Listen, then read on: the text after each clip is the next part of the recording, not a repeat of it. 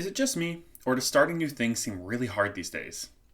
I feel like growing up, we were always surrounded by opportunities to start new things, whether that be joining a club at school, starting a new sport, or even just reading a new book. But now that I've grown up a bit and I'm a little bit older, all that seems a lot harder to do. For instance, when was the last time you started a new hobby? Actually stuck with it, or maybe even the gym? I mean, the gym's a great example. So many people start going to the gym only to give a couple weeks later. It's to the point where most gyms prepare that when signing up new members that they're going to have a certain amount of churn rate. It's not just me who feels this way, by the way. In a study done by OnePoll and Isopure, 50% of Americans feel too anxious to start going to the gym, and 48% says it causes anxiety. Another third say that it causes too much anxiety to even do it. And it's not just the gym. I know so many people in my personal life, all around my age, who talk about wanting to pursue music or travel more or work out more, and yet none of us do. In this video, I'm going to talk about why I think that is, how we got here, and some of my suggestions to get through the difficult stage of starting something new. Kind of like this video. First, if you're new here and you like what you see, please consider liking and subscribing. It's free and it'll really help me out. First, I want to lead with the fact that starting new things has always been hard. Our brains just aren't meant for it.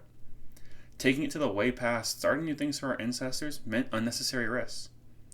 In a world where food wasn't as abundant and predators actually represented a threat, risk was avoided at almost all costs, mostly out of self-preservation. And this was natural. The world was a lot scarier back then. Because of this, our brains developed to be naturally risk avoidant.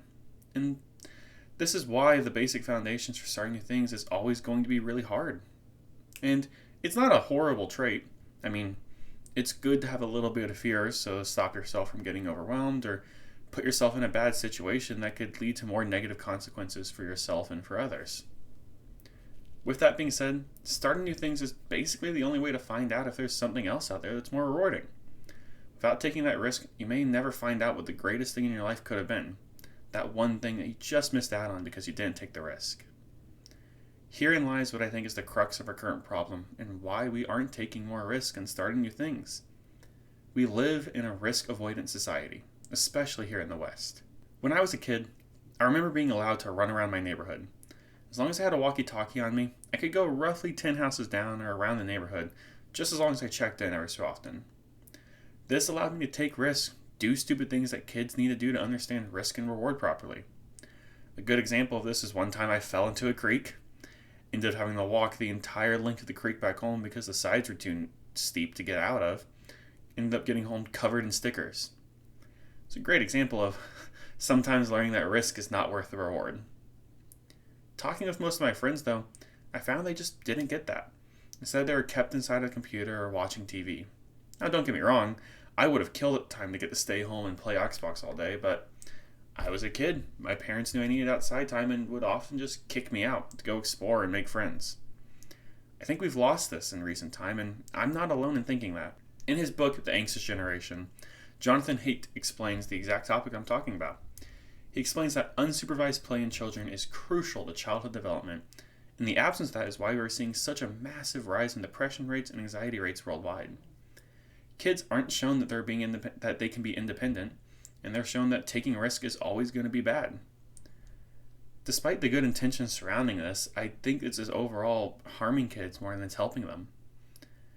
I see this problem especially in the environment in which I work, which is selling shoes to most people.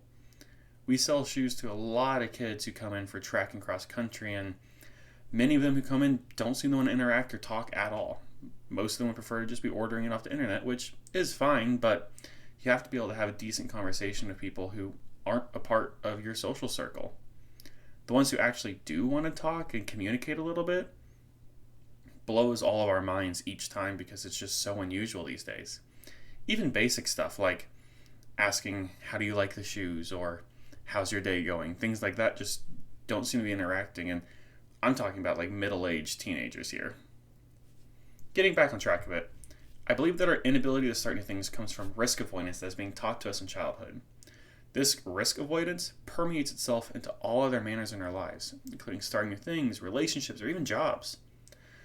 This risk avoidance is creating a generation of people who are not used to the idea that risk is healthy and that sometimes can lead to great reward. They have a hard time understanding what unhealthy and healthy risk actually is. So now that we know the issue, what can be done about it? I'd argue there's quite a bit, actually. First off, starting at the bottom level, we need to get kids outside again. Doing things without adult supervision all the time and allowing them to make mistakes and attempt to figure out how to deal with them on their own is the only way for kids to develop a correct risk and reward system. Parents still need to be involved and not let their kid do so much stupid things, but let them make the small mistakes. A personal story I have related to this is when I was 15, me and a group of my friends went to a cabin way out in the middle of the woods in Arkansas. My friend's parents owned the cabin and they owned the land surrounding it, so we got to have a big amount of land to explore. While we were there, his parents mostly just left us there for the best part of the trip to our own devices. This was one of the first times I felt real risk. We started campfires, burned brush, made trails, and explored the woods in a way that I could have actually been hurt if I wasn't being careful.